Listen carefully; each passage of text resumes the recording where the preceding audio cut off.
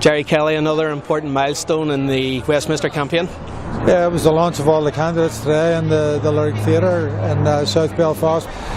Mary Lou MacDonald, the Vice President of Sinn Féin, as well as Martin McGuinness, our Chief Negotiator, and of course the Deputy First Minister was here to help us launch. It's great to hear our leadership talking about the issues that we're hearing on the doors, which is about austerity, or call it Tory cuts, call it what you will. It's about hardship for the people, and that's what's coming up in the doors. They're very worried about what's going to come out. The talks in Stormont House have not come to the full fruition yet. We're still attending those talks as we go into this election, and people are worried. They're worried about the Conservatives getting in. They know it would be an absolute disaster. They're worried about who's getting in here. They're actually worried. The people are saying to me, you know, the unionists are signing up to Tory cuts. And we're saying, well, we're against all of that. What we are for is equality.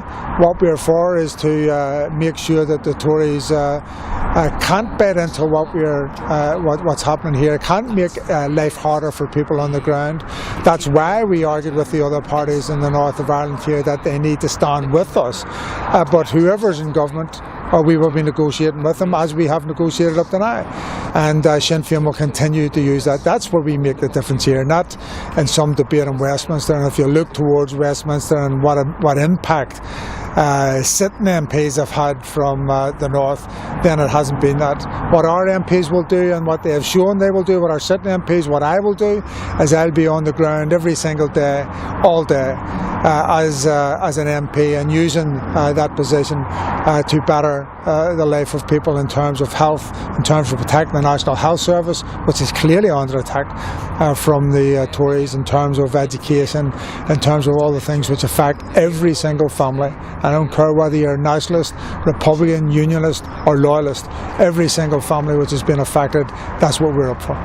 So clearly it's very, very important. Michelle Gildernew is a perfect example of this. One vote got her the seat, and look at the work she has done in the meantime. So every single vote counts. We want people to come out and vote, and in North Belfast in particular, we're going above the heads of the SDLP leadership. We have a pact with the people, and that pact says, look, trust us in this. We have shown our mettle in terms of negotiations. We have shown our work ethic in terms of the work we do. Make history for the first time in North Belfast since 1885. Think about that. There's been a unionist here since 1885, and because of the census figures, because we know the statistics, because nationalism and the vote, the potential vote, is above unionism in North Belfast, we can take that seat. So we're calling people to come out and give us that seat. Sinn Féin stands for progressive politics. We strive for equality and social justice for all. We're anti-racist, anti-homophobic and anti-austerity. We support equal marriage, and we endeavour to support and protect the most vulnerable in our society. And this election is an opportunity to take a stand against the Westminster politics of austerity and the Tory-led assault on the welfare state and public services. The Tories have made it clear they intend to redouble their attack on the most vulnerable and on public services if they return to power at Westminster. We've seen what they've done to the NHS already. Think of what another 5 years with the Tories in government would do to the national health. A vote for Sinn Féin is a vote to oppose that agenda. The reaction from unionism has been the negative DUP and UUP election pact in response to our progressive politics and our commitment to the people. The DUP and UUP are pro-austerity parties which have much in common with the Tory cabinet of millionaires.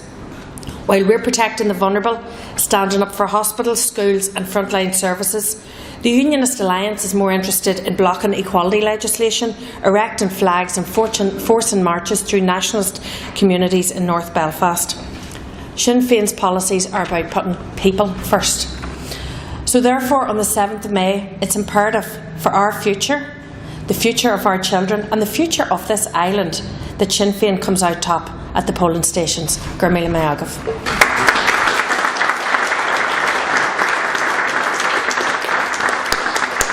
We're running a very, very strong team of candidates. This is a big election for us. I mean, every election for us represents another step towards a changed Ireland, a better Ireland, a better economic and social conditions for all of our people, not just those that are nationalist and Republican, but for every citizen. And I think certainly in the course of this campaign, we need to rally people to the challenge of putting it up to the Tories and telling them very clearly that their austerity, their cutbacks, their mean-spirited and economically illiterate agenda is not for us in Ireland, in any part of Ireland, and to insist that we move to a new agenda of investment, growth, opportunity, excellence for everybody.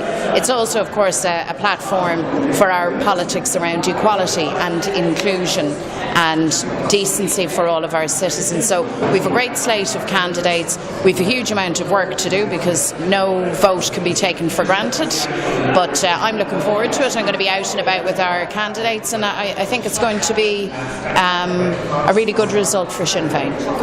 Once this election is over, in terms of here in the north, we will be looking for an immediate engagement with whoever is in government in Britain, because we need a proper budget for this part of Ireland. We need to have decent public services. We need fiscal powers. We just need to have the capacity to plan and to invest. And to do that, we need a transfer of powers. So that's going to be a big political debate, a big political battle. And to be honest with you, I see no reason why unionism, or why anybody, irrespective of their political stripe, wouldn't be shoulder to shoulder with us in seeking to achieve that. Well, I think people are waking up to the fact that the austerity agenda is being imposed by people who are well off against people who are not well off. They're being made pay the price for the greed of the bankers and of the developers. And I think what we need to do is recognise that as we go forward in government, the most important people that we will deal with in government are the people who depend upon frontline services, people who depend on ensuring that government is supporting the most vulnerable, disabled, marginalised within society. You know, it was Gandhi that said once that the test of any government is how they treat the weakest and poorest within society.